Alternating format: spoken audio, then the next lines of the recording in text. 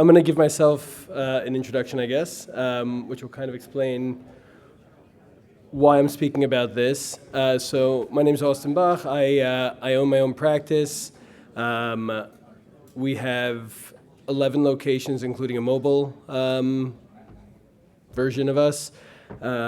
We have offices from down in Miami up to Vero and out to the Tampa Bay area. I am the sole owner of the practice. We own 2 and almost 3 properties at this point. I've had a lot of issues and mistakes that I've made over the past few years. I graduated fellowship in 2018, and I've been out by myself since then, so I want to talk about some of the basics. This won't be such an in-depth real estate or banking talk. It's just really some of the basics about some of the mistakes I've made, some of the things that I've learned that'll really help you to get everything started. If I have time at the end, we'll talk a little bit about optometrists and opticals and other things that can bring revenue into the practice. My disclosures related to my talk tomorrow, but nothing today. So let's talk a little bit about money and getting started. So the first thing you have to do is you have to start with an idea. I have a lot of colleagues, so I'm pediatrics trained. I do a lot of adult strabismus and pediatrics, and I have a lot of colleagues in all different specialties. They come to me, they're like, we love what you're doing, it's amazing, all the other stuff that you're doing besides for medicine, we just don't have time for that. So I don't necessarily agree. That was fast. I've put money into certain things outside of ophthalmology. I always fail. I just don't know the stuff well enough. If you're not like invested in something outside of ophthalmology, good luck. So this stuff, what I'm going to talk about a little bit more is somewhat related to ophthalmology and getting money out of your practices and other things. So I like to stick with stuff that I know, otherwise I've failed every single time. If what you're doing isn't working, sometimes it's better to cut your losses and just change directions and just change what you're doing. You don't want to stick with a bad idea. It's just going to cost you time and money. Time and money are both money, basically. So you don't be afraid to change the directions. You want to work with hardworking people. So I've added a number of administrators into my practice in different roles. It's cost money up front. I always lose money up front, and it takes so much stress off of me. And you want to make sure that you know them beforehand. They're hardworking people. They're going to work for you. You want to give incentives for them to work hard so that they can get more out of what you're doing, whether it's a percentage in what you're doing, whether it's based on revenue, they get more things, whatever it is. You want to make sure that they have incentives and that they are hardworking and good people and you can trust them. So you want to get trustworthy people that you've known. It makes it much better than just getting a random person or consultants you always need, but they're also not invested and you never know what you're getting. So I've had consultants that are just useless, and I have lots of friends that have gotten consultants and just waste thousands and thousands of dollars on them. So everybody always has their best interest in mind, but you want to make it that their best interest is also your best interest and that you guys are working together on this.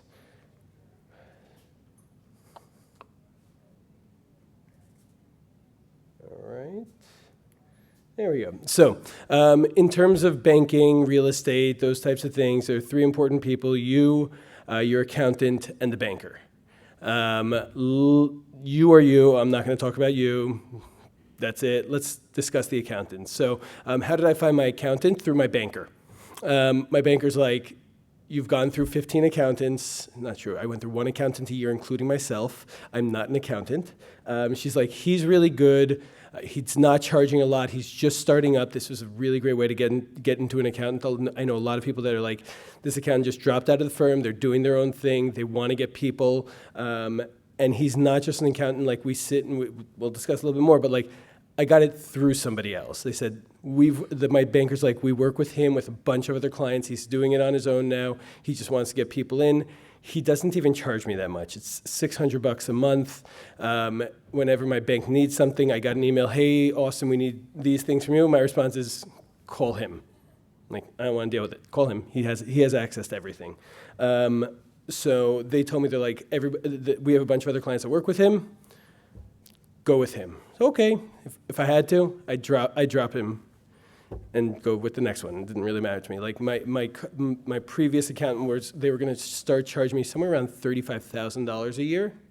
And I was just like, that's a lot of money, and I'm not big yet.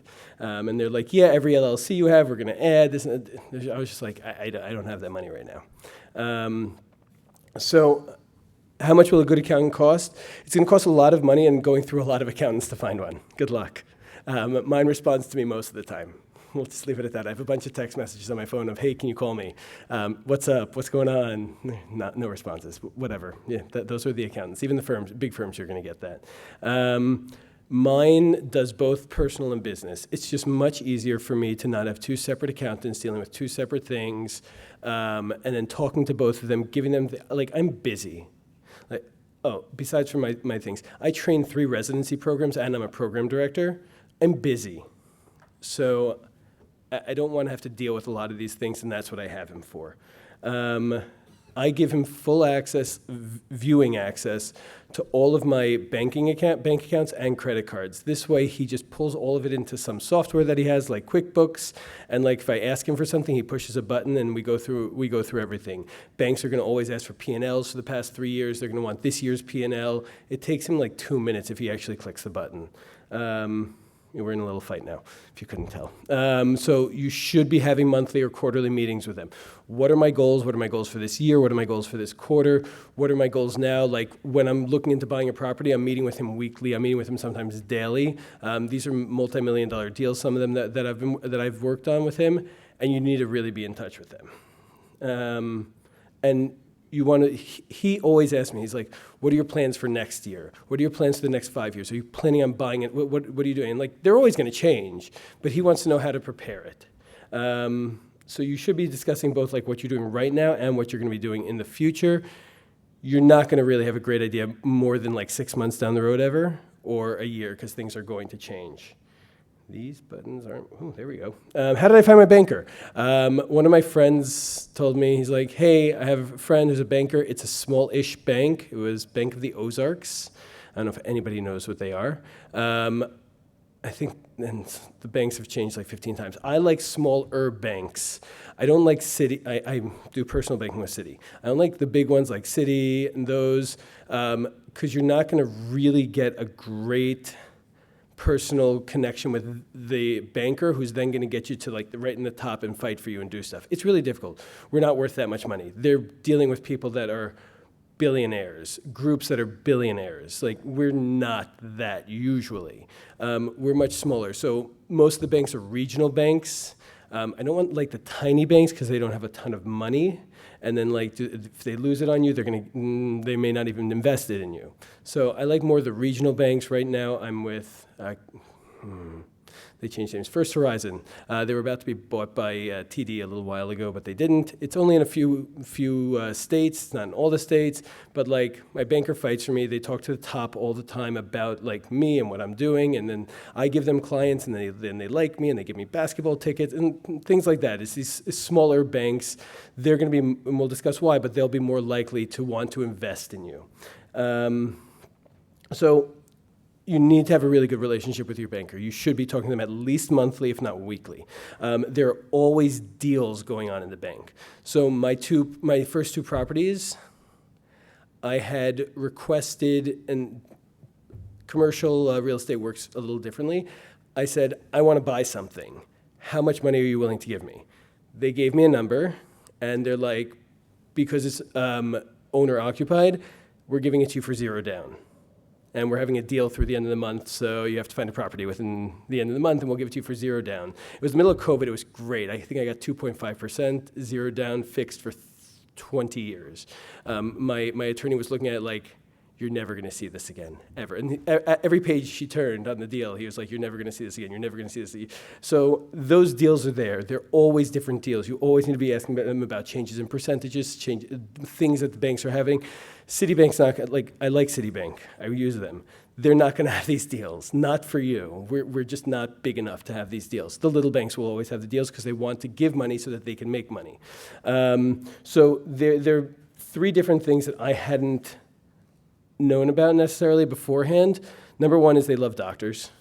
we're guaranteed income. Most people aren't guaranteed income. Lines of credit. You always want a line of credit. Say, here's my last 3 years of P&L, this is what I want to do. And it's basically like a credit card that you can use, and you have to pay it back at the end of the year, whatever that year is.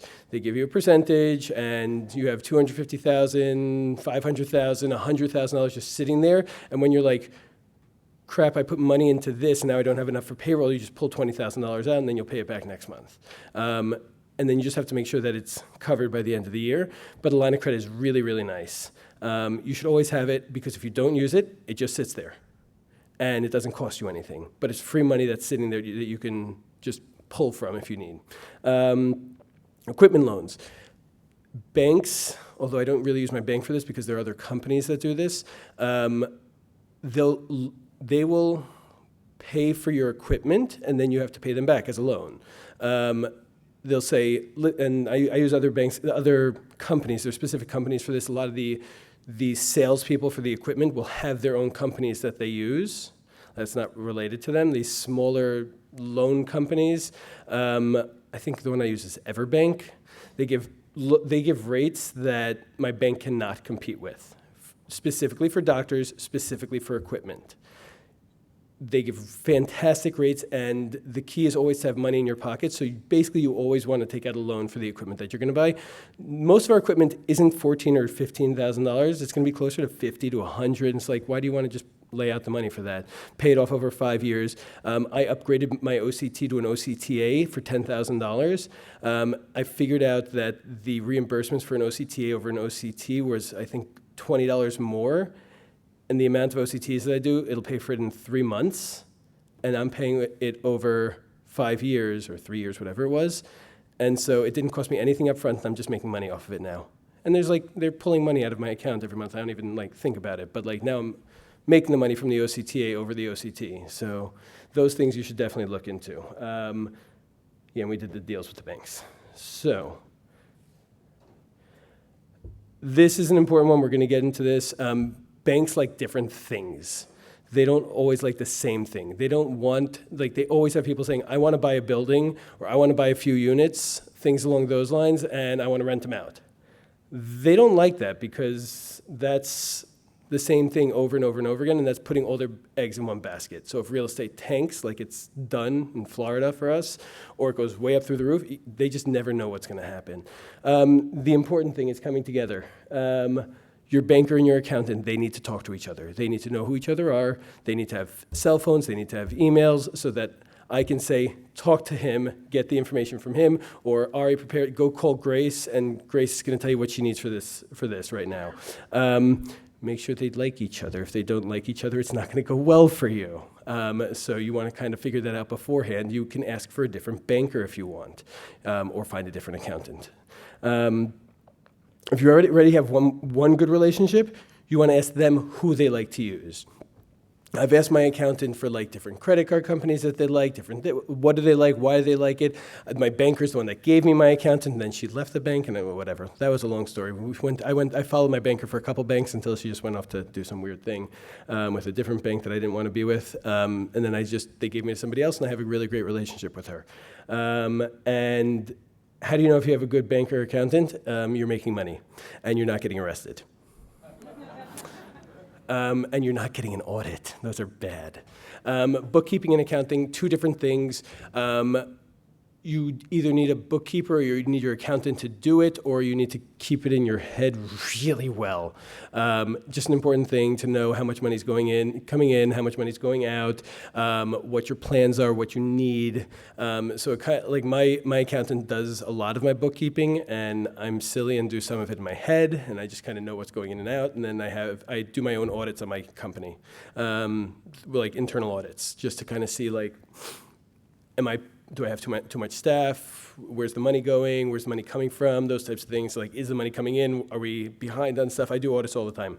I tell my administrators, I'm like, I need you to look into this. What's going on here? I did a really big audit saying which one of my we have 11 practices. Which ones are making money? Which ones are losing money? Why are we losing money? What's going on there? You need to always be doing audits on yourself. The IRS type audits, I thank God I haven't had any. Those are different. Those are awful. And FDA audits. I'm probably about to have one of those for a day research thing. Not fun. All right.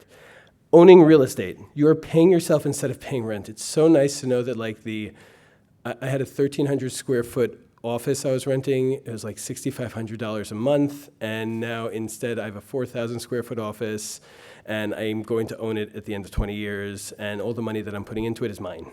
It's going to be mine. The bank owns it right now, but it's going to be mine. All of the rent that I'm paying, which is my company's paying my company rent, which is then paying the mortgage, is going to me at the end. So it's kind of nice, not like, because otherwise rent is just going out and you're never going to see it again. You're done. You have to leave in 5 years or whatever it is.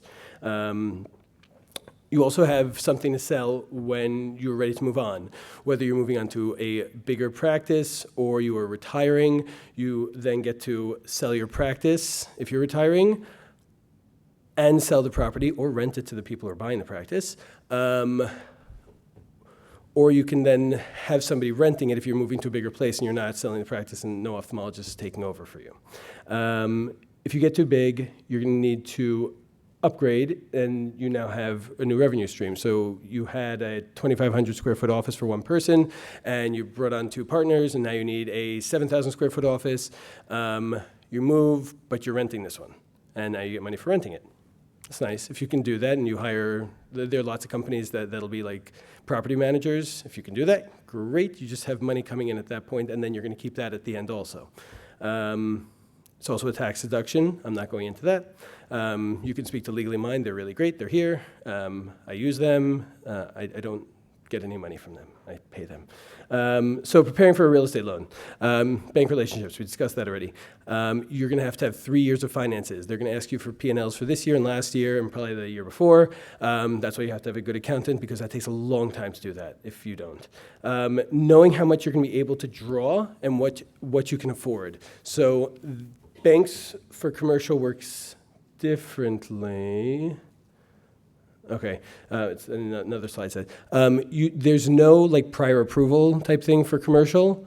They're going to tell you this is how much money you get. You're getting $1 million, that's it.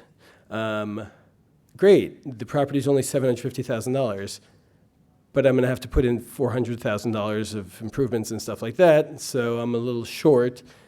I either need that line of credit or equipment loans or whatever it is. So you need to know how much the bank is going to give you.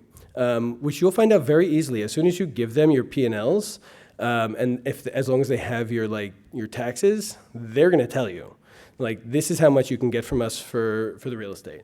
So you want to know how much it's going to cost you for the real estate and how much it's going to cost you to do the build out or whatever things you need to do. So you want to have a contractor that you use. I have one contractor that I've been using for years. I used him for my house. I built out my office from scratch. He's done everything for me. So he actually gave me a quote, and then it was like during COVID, and then all the pricing of everything went up through the roof, and it was a lot more expensive. It wasn't so much fun, but you need to know how much money you're going to need before you go in to buy something. Is it ready to use or is it not ready to use? If it's ready to use, you're not going to need to put in a lot of improvements, maybe $10,000 or $15,000. If it's not ready to use, like me, I spent probably $500,000 to build it out from scratch.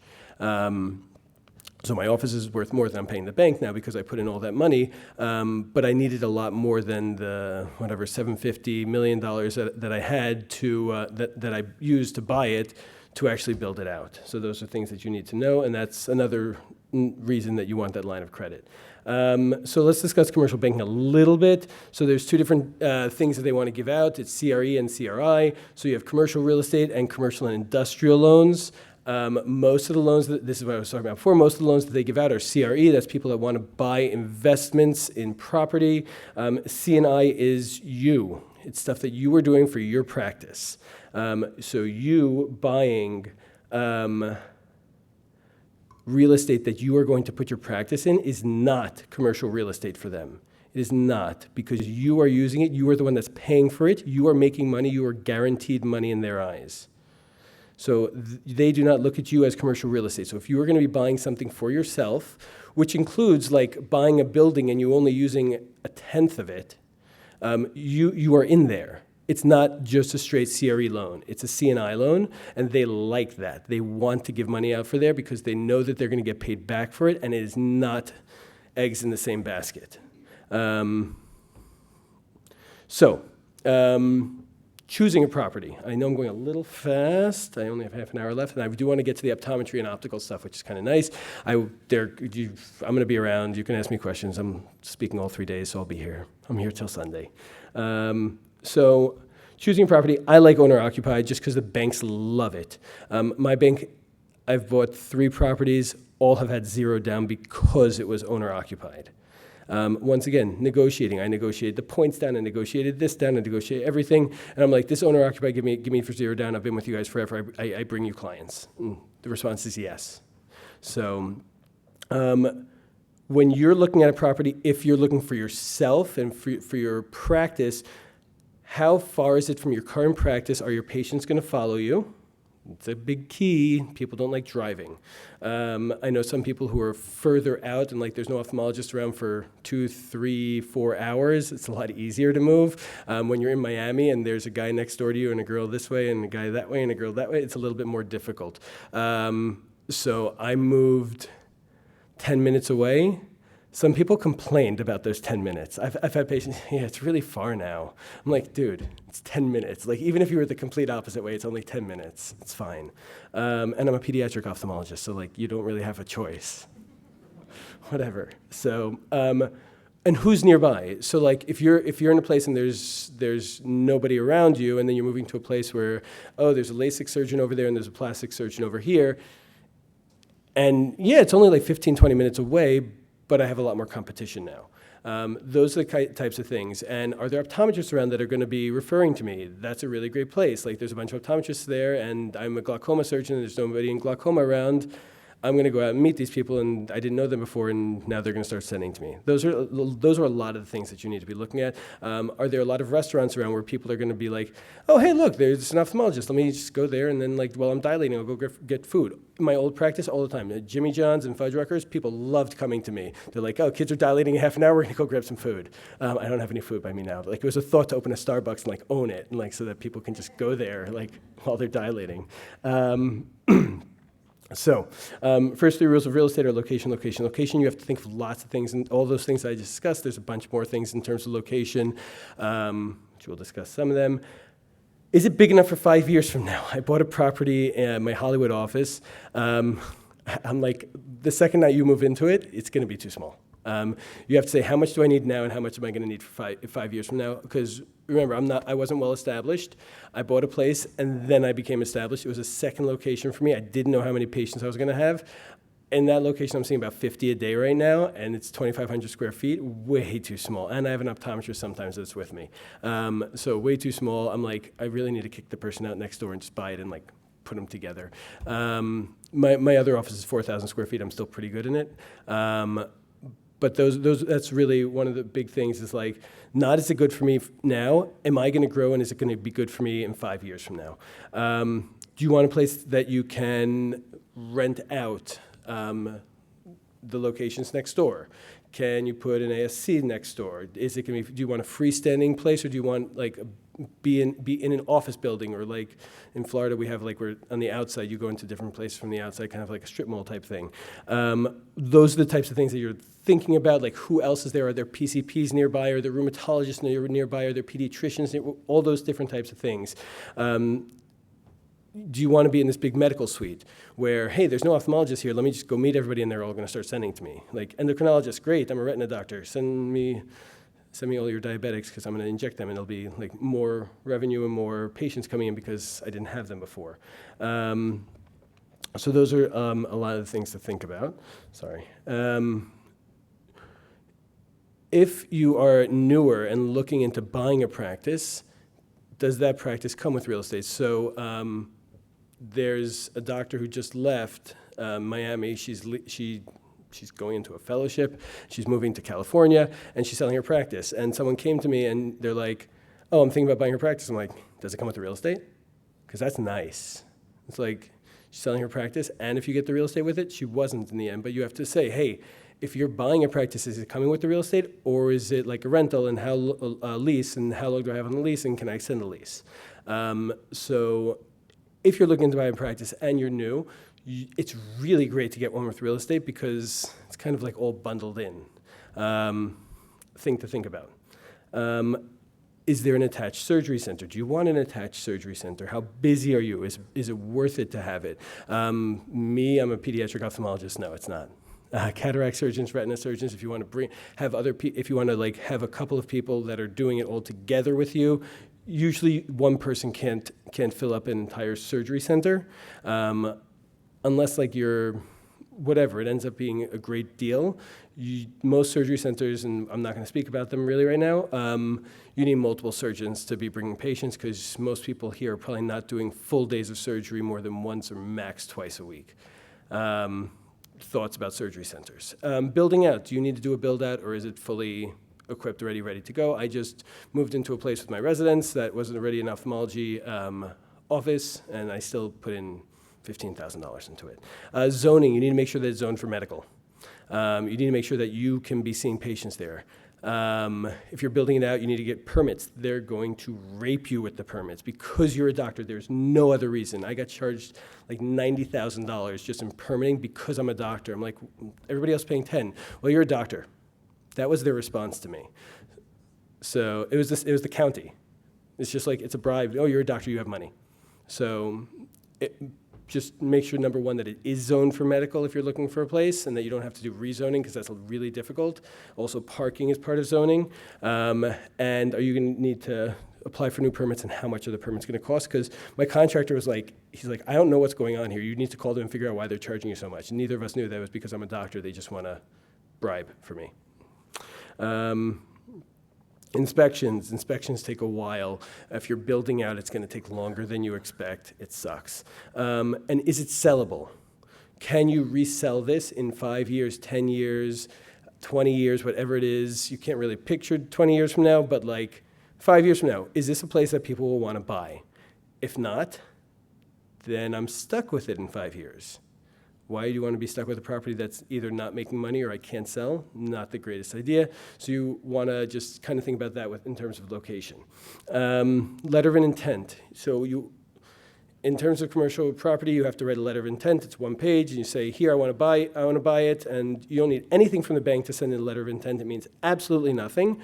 I bought my office, which was 3 units together, and it wasn't ready, and my lease was running out in my 1,300 square foot one, and there was a unit that they wanted to move out of, like next to mine. So I have 1, 2, 3, 4 was up for sale. It was a real estate guy, and he's like, this is the fun part.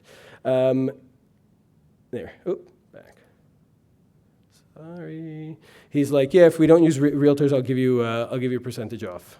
So I was like, great, I don't know how to write any of this stuff. He's like, ChatGPT. That was it. So I wrote a letter of intent with ChatGPT. He looked it over. I looked it over. My banker looked it over. They're like, yeah, sure, fine, good. Doesn't actually mean anything, but you need it in order to like get the ball rolling with the bank. And to say, I want to buy this from you. It's $250,000, $500,000, whatever the price is. It's like, number one, it's non-binding, which is nice. Your lawyer's going to do the rest of it. It's non-binding. You get the realtor out of it. And you save money because you say, hey, I'm not using a realtor. I just want this. I'm ready to go. For me, it was like super easy. I'm like, I know the building. I'm in the building. You're next door to me. I want it. And I need it. So I used ChatGPT. I wrote a letter of intent, and I saved 3%. It's great. He didn't use a realtor either. He's like, I want to get out, and this is how much it is. I was like, great. We're good. So the loan approval process, you need to constantly be in touch with your banker. Absolutely. Every single time that they tell you money or points or anything, negotiate it down. Like, seriously, come on. Like, can we go lower? Can you ask if they can go? That's all you have to say. And the worst that they're not going to say, oh, I'm going to charge you more because you're asking. It's no, or give me a second, let me talk to my boss. And the answer is 90% of the time, yes, we can go down a little bit. Can you do more? That's fine to ask also. Usually it's going to go down more once, maybe, or not. Twice is not going to happen. But like when you ask the second time, it will go down to the bottom, or they're already at the bottom. So don't just ask once, ask twice. So the terms of the loan. So this was very difficult for me. I really had to sit down with my banker. They gave me different options of what I can get from the bank, fixed, variable, balloons, all those different things. And at that point, I had no idea what I was doing. And I looked at my banker. I was like, explain it to me. Explain me each one of these, what they mean, how they're going to affect me, and which one would you choose and why. And would you choose this one? Why or why not? Would you choose this one? Why or why not? The first one, I literally had a page of 10 different options of what I wanted because it was COVID and they really wanted to get money out there to people that they knew they'd be getting money back from. And I had no idea what word fixed versus variable versus a balloon was. Like, I don't know, is a balloon the thing you hold and like you give to kids? I had no idea what this was. So your banker is happy to sit down and talk to you. Happy, happy, happy. Bankers have quotas. They need to get loans out. They'll have $1 million or $5 million, whatever it is for the year. They're very happy to sit down with you and say, hey, listen, let me explain this to you so you use us and so that we get this loan done. They will spend as much time as you need with you. Don't think that you're wasting their time. This is what they are paid to do. This is what they do. They enjoy doing, hopefully. They enjoy doing this. It's like a patient sits down with you and says, hey, can you explain to me dry eye disease and like why we're using this versus that? And like, you're like, you know what? I don't have anything going on. Let's talk about it. And let's explain, like, you enjoy this stuff. Hopefully you're sitting here. You enjoy this stuff. So they enjoy this stuff, and they know what they're talking about, and you don't. Most of you don't. So I don't even really. So that's an important thing. And if they give you just one option, say, are there any other options, and explain to me why you gave me the other one and not these. All right, so. Before you go into before you sign anything, before you really jump into anything, you want to speak to your accountant.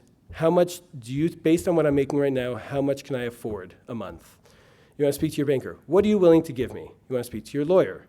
Like, what effect will this have on me? What do I have to do to prepare for this? Right? You're going to need another LLC. Where's the LLC going to be? I really do like, I'm blanking on the name of the people now.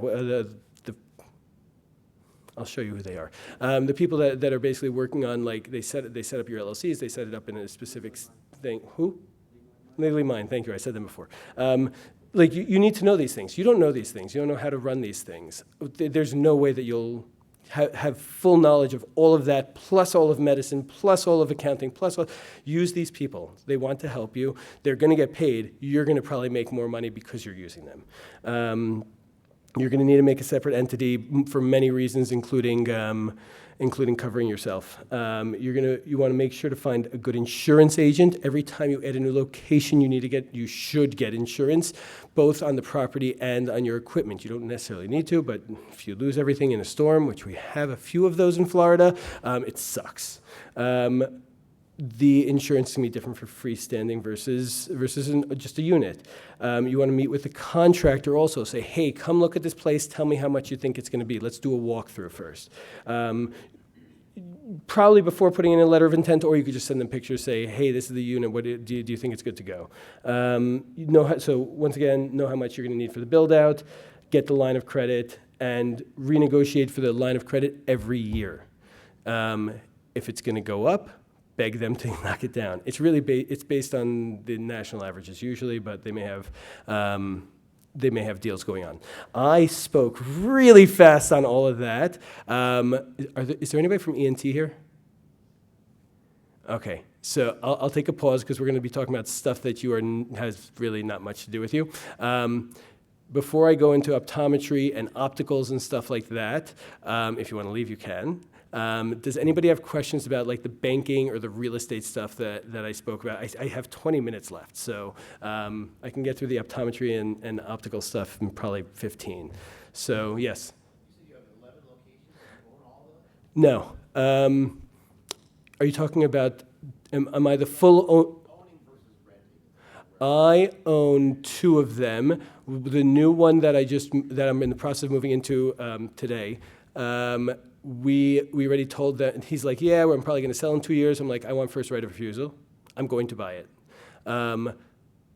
Those are my 3 main locations. I have a 4th optical that I'm 100% owner of the business.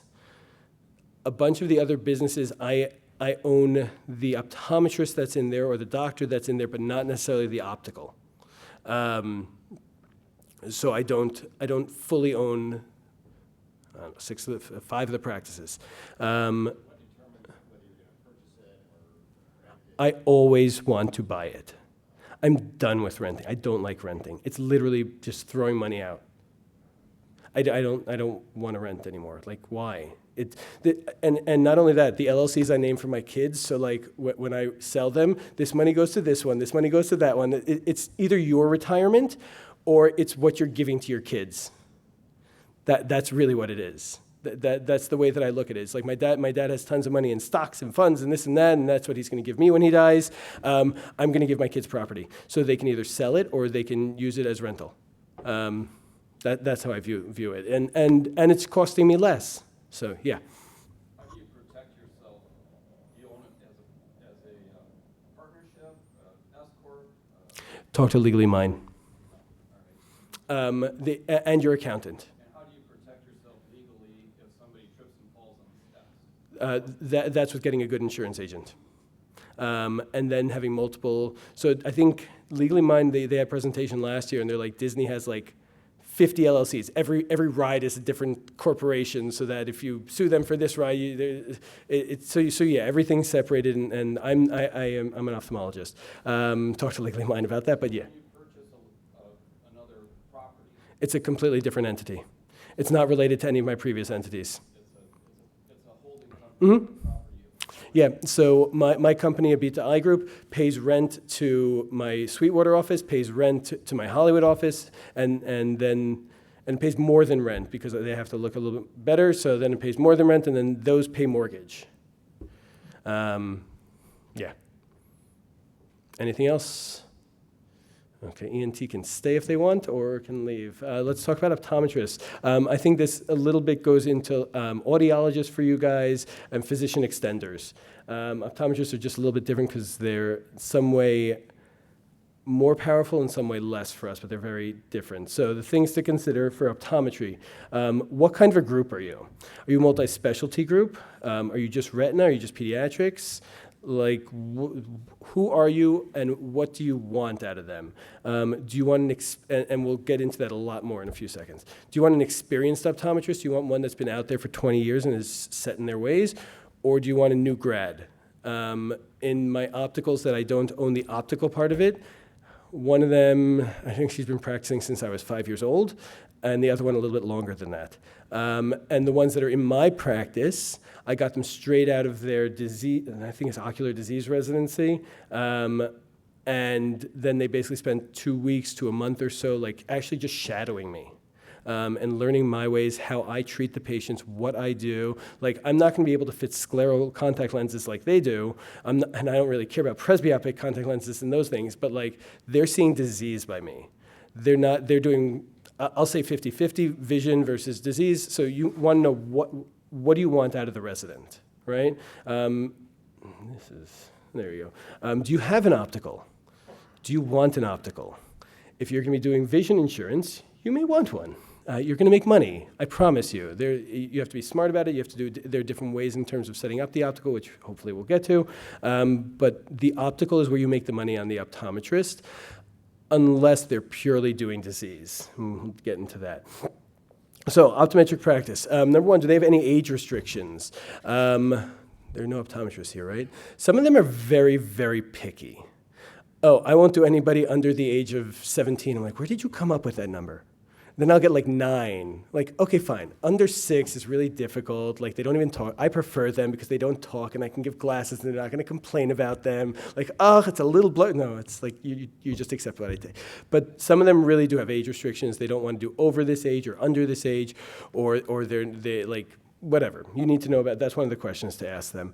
Are they going to be doing vision and medical, vision only, medical only? Do they feel comfortable with your post-ops and real disease? I get texts, I'm probably right now I'm getting a few texts. I get texts from my optometrist, no, I got from Mackenzie. Like, here's the OCT, here's the photo, here's your patient that you've been seeing for uveitis, this is what's going on with them. Do they feel comfortable with that? Like, they should feel comfortable texting you. Like if they're seeing my they don't see post-op straps really, but if they see like a post-op globe or something like that, are they going to feel comfortable with that? I do a lot of trauma. I cover 6 trauma centers. Are they comfortable with seeing your cataract post-ops? Are they comfortable with your retina post-ops? I work with at Broward General, big county hospital. They want to send me a retina patient that was just operated on. I'm like, no, I don't do retina. Sorry, I'm not going to follow this patient in the hospital. So those are questions beforehand versus like they don't yet, but like you're going to see a bunch of post-ops with them and then they're going to feel comfortable. You're going to see a lot of disease with them and hold their hands through it and then they're going to feel comfortable, or they're just like, I don't do it. So you need to know that beforehand. Do you feel comfortable with them? You may want to say, have an interview, come spend a day with me. Do you like them? Do you get along with them? It's going to be a marriage. They're seeing your patients. They're representing you. So you need to know that. You are going to want to train them. You don't want to have 2 different like ways of treating a patient, like completely different, going in different directions under the same roof. It makes it a little weird for the patient. So like I do azithromycin over doxy for MGD.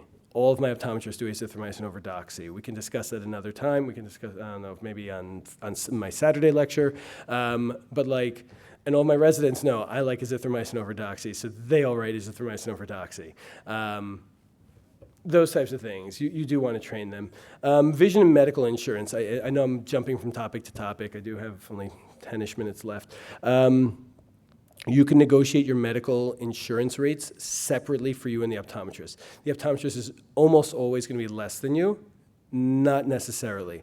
Some of the reimbursements, like I'll get 105% of Medicare and they're going to get 70.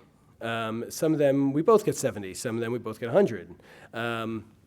Negotiate. You should all, I'm assuming that you all negotiate, unless you're part of a big group, you negotiate with the insurance companies every year, sometimes more, and try to go up and up and up, and you should have reasons why you go up and up and up. That's a different lecture that I give, but you need to be negotiating separately for them. You need to be negotiating for the vision exams. You need to be negotiating for the glasses percentages if you're going to be taking vision insurance. Like number one, like what percentage do they pay? How many dollars do they pay? We need to negotiate those up. You want to negotiate. I negotiate for myself 92015 for refraction because I do them for kids all the time, and most of the commercials don't pay them. So then the patients get really freaking annoyed, especially the Medicaid ones.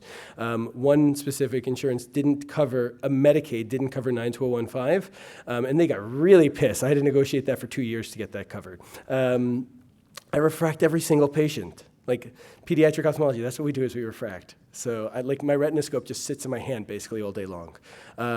So you have to negotiate everything, especially for them. You negotiate the vision exam fees, you negotiate the medical exam fees, you negotiate the glasses fees, and you can also sometimes negotiate the testing fees. Will you get a better rate if you were credentialed under vision? I'm actually credentialed under a bunch of the vision plans. I don't see vision patients unless it's my friends who are being really annoying to me and making me see them. Sometimes if you'll say, hey, we have an ophthalmologist here. You can contract them, and then you could tell your office, yeah, if anybody wants a vision exam with me, it's a 1-year wait, and no one's going to wait for you. That's fine. That's 100% legal, but they may give you a better rate because you're on it. So also, they're 2 different specialties. So if I'm seeing a patient and they have preferred care partners, right, that doesn't pay for a refraction, but my optometrist is in the other room and preferred care does vision through eye care, and we're 2 different specialties. We do 2 different exams on the same day under 2 different taxonomy codes. It's 100% legal. And so then I'll get the amount that I make for the vision exam, and I'll get and I have to have 2 separate charts, not on the same chart. So 2 separate charts, 2 different exams. They'll check pressures again, they'll check vision again, and they'll do the refraction for me. Saves me time. I don't have to deal with which one's better, 1 or 2, for my adults at least, and it's their job to do that. And patients are happy because they get to use their vision insurance on the same day, and they didn't have to pay me a copay, and I likely make more money because I'm using the vision insurance. most importantly is that the patient's happy. Sometimes if I don't have the optometrist with me, I say, yeah, your insurance is a pain in the ass. I'm sorry they don't let me refract you. It's the truth. I can't do a refraction on the same day. Yeah. Can I ask you a quick question? If I'm in a big group and I see somebody that needs to see my retina guy, No, no, you will not get paid. No, same taxonomy code. can you negotiate that? No. If it's No, that's the same taxonomy code. They will not pay for it. So, added streams of income for an optometrist. You can now have multiple locations. You can have multiple locations with a doctor there at the same time. You can have them there when you're doing surgery. So I have a lot of optometrists that work for me, but I have my two main locations in Miami and Hollywood. I go back and forth. I have an optometrist that switches with me, and I almost never see her, which is sad because we became friends, but I almost never see her because she's always in the opposite locations of me seeing patients. So you can now have multiple locations and own multiple real estates, and they could be seeing patients. And I've actually seen where going back to the audiology thing, is you can have the audiologist there, or some people have people doing hair in their office. I saw that with an optometrist. There's one in Miami that has eyelashes or hair or something like that. So you can have other people renting your office. So I have people doing prosthetics, prosthetic eyes. They rent space for me I think 2 Fridays a month. So I'm not there on Fridays and they're there. And I had a pediatric optometrist doing vision therapy, and she was renting space for me in the evenings because she wanted to, and the weekends. And I have an oculoplastic surgeon that rents space for me. You could have different people renting space from you or hiring them.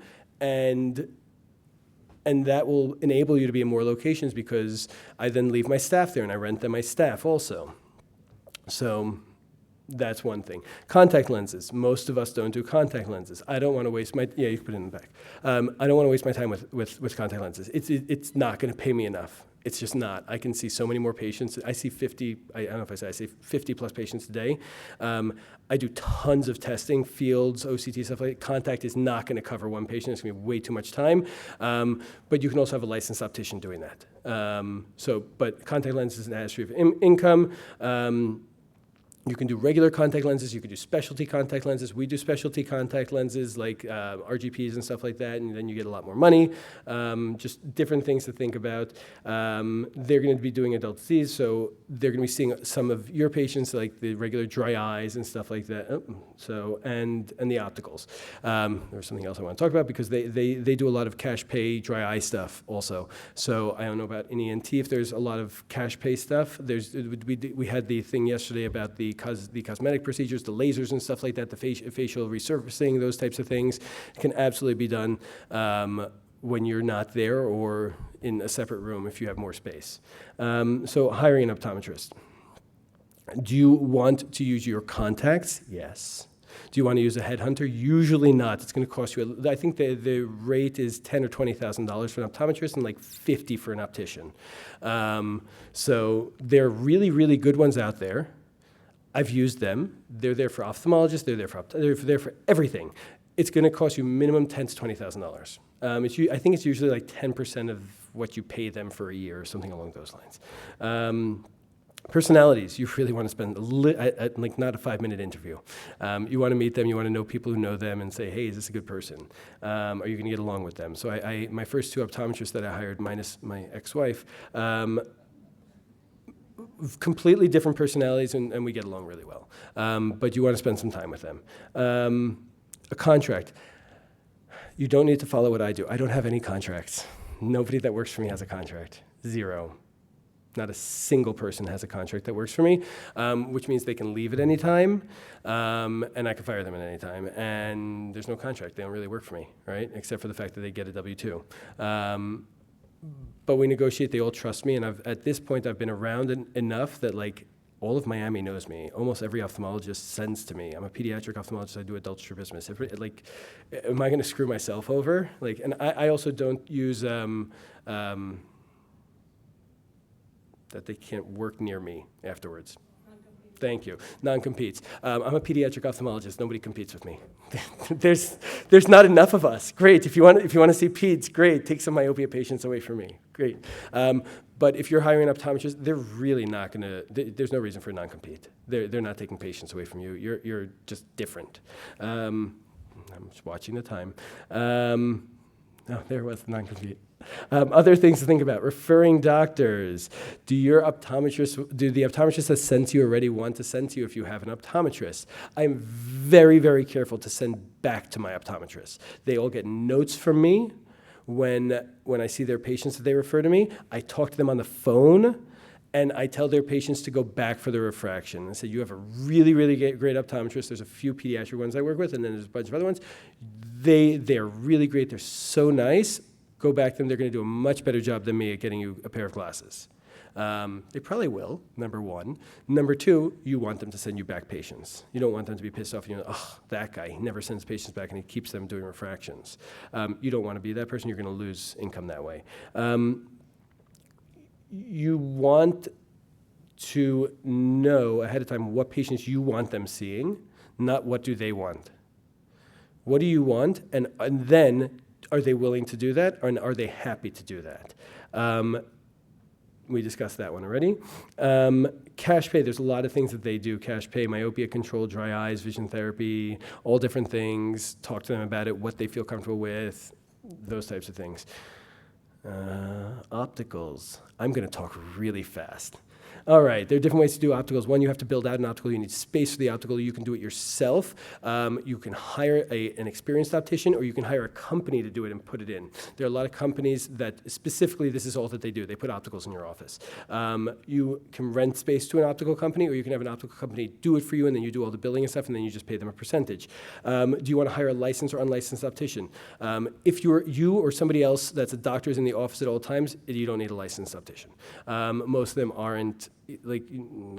Depends. You can go back and forth whether you want to just find someone who's good at sales versus you want to find someone who has experience in this. I do a lot of Fresnels and I do a lot of prisms and stuff like that. It gets a little difficult for my non-licensed opticians to understand what the hell I'm saying. And I talk this fast. The opticians can also fit and finalize contact lenses. Kind of nice. They have to dispense glasses. So if somebody's there who's a doctor at all times, you don't need a license. But if you don't have a doctor there at all times, they can't legally give out glasses, at least in the state of Florida, if you do not have a doctor there. So if I'm out and my optometrist is out, that is called dispensing glasses, is handing it to someone. Why are they not allowed to do that? I don't know. Whatever. Okay, vision insurances. Should you accept vision insurance?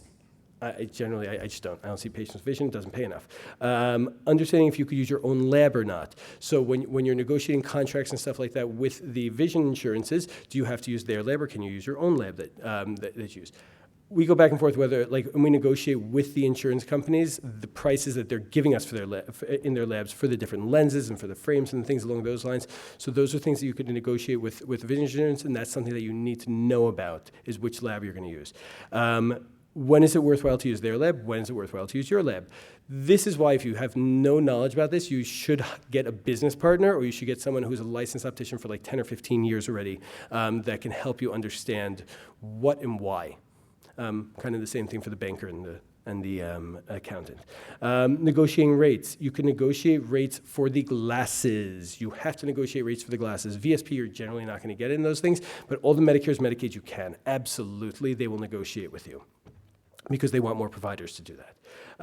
And you can negotiate different rates for the optometrist versus the ophthalmologist, and you can negotiate rates for dispensing. There's a code for dispensing, for handing the patient the glasses, and you can get reimbursed for that. I'm going over. If anybody wants to leave, they can. It's fine. I'm used to people walking out on me. Frames. You can get frames for different ways.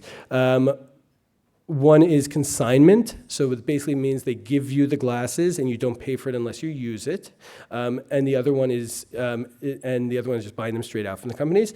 And you can get discounts if you buy in bulk. So if you're buying $10,000 or $15,000 worth of frames, ask them for discounts. The same thing with the banking. You always ask for discounts for everything. Absolutely, because usually you're going to get it, and they're usually they know how much they can go down. It's just like a car. Negotiate it down.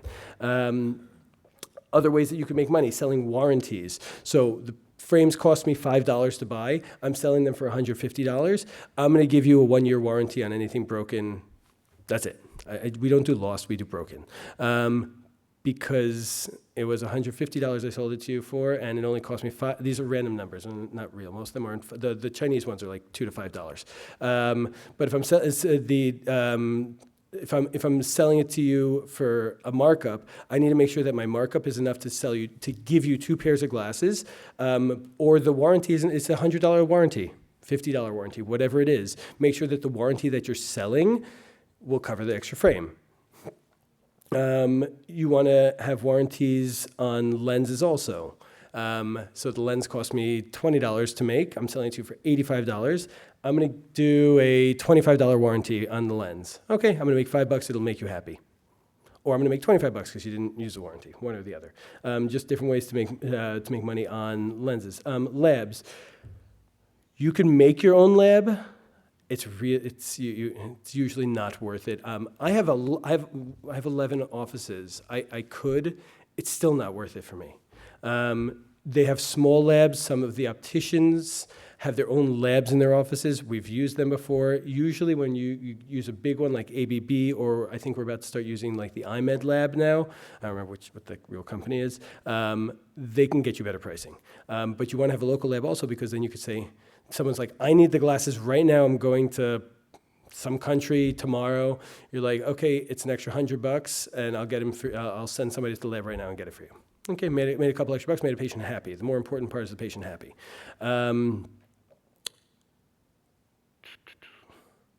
There we go. Also selling contact lenses. You can sell contact. You can make it so that patients have a portal to buy contact lenses. Usually much easier than selling it in your office.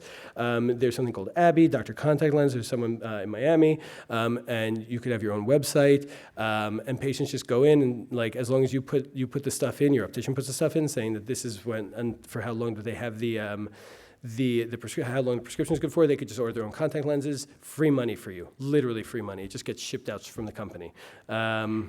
The clicker doesn't go as fast as me. E-commerce, we'll just, whatever. Click. Contact lenses. What kind of contact lenses do you want to be selling? What kind of contact lenses do you want to be doing? Do you need a topographer? You usually do. I didn't have one before. That's because I'm a pediatric ophthalmologist, but my optometrist wanted it, and then I got some added revenue of I can do topos on double vision, and it covers it for H53.2. Not only that, I have my pediatric optometrist in the community sending me patients with high SIL to see if they have keratoconus. So I got it. It ended up covering itself. Who's fitting and finalizing? Is your optician doing it? Is your optometrist doing it? Are you doing it? How are you doing the ordering? Are you doing it in the office, which ties up phone person versus online, which we discussed about in the last slide? Space concerns. You need space for the contact lenses. You need space for the frames. You need to make sure that you have this. If you don't have this, you're not going to be able to do it. That was before. We have a lot more stuff now. I talked fast. I went 5 minutes over. Questions? Questions about optometrists, opticians, opticals, banking? Yes, sir. You didn't mention anything about salaries, the cost of these individuals. Great question.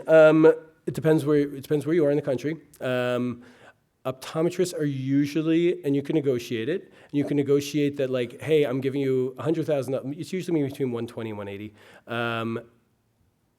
You can say that based on the amount of frames that are sold, or the upgraded lenses that you get them to upgrade, or the contact lenses, you can negotiate different things with them and give them a lower salary, but then have them bump up their base based on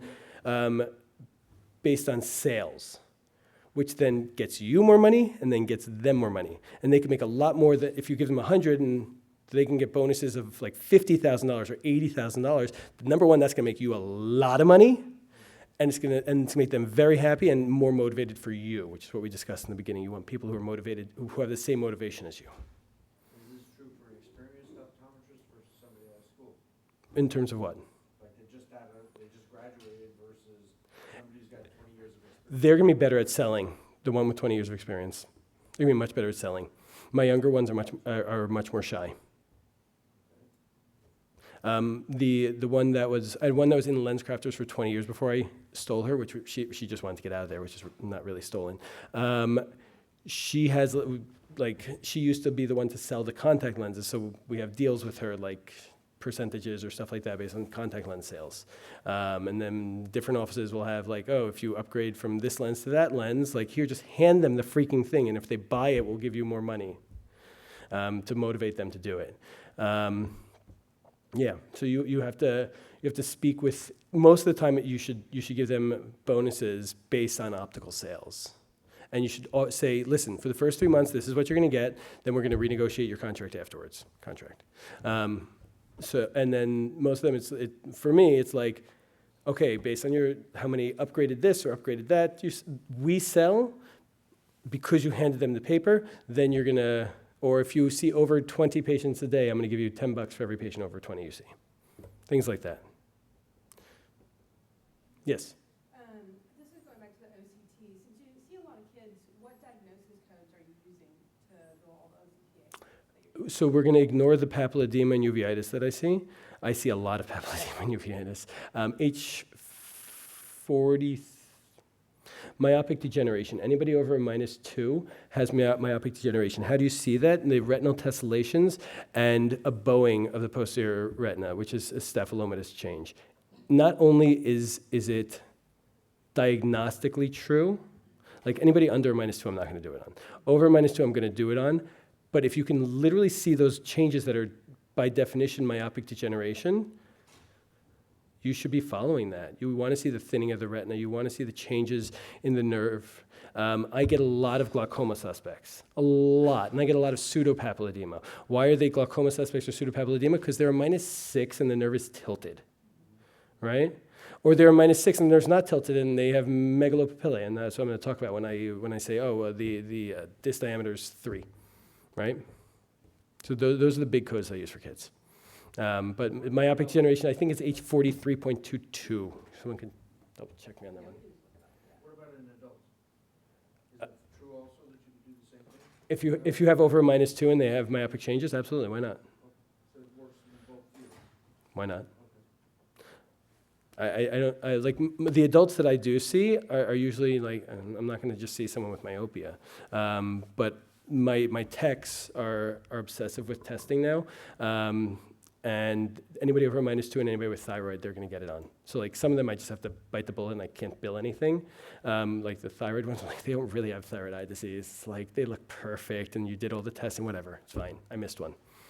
But yeah, over -2, if you see retinal tessellations and you see any bowing of the posterior retina, that's a staphylomatous change. It's a degenerative change, 100%. It's not normal. If you see anything in the periphery, also not normal. So I saw another question. Anybody? If not, thank you all. I hope you enjoyed the rest of the conference. I hope you enjoyed Jazz Fest. There's the thing tonight at the golf course. The shuttles start leaving at like 4:30. There's lunch out there. Any questions about anything, please feel free to talk to me. That's my phone number. That's my email. Do not email me. Phone. Thank you all.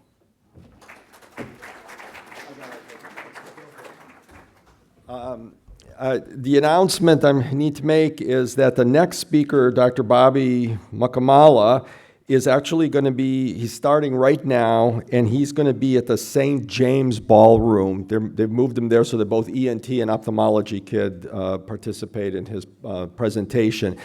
The St. James Ballroom is right next to the St. Charles Ballroom, where we all had our meeting this morning and the other presenters presented. So if you can head on over there, that would be much appreciated. Thank you.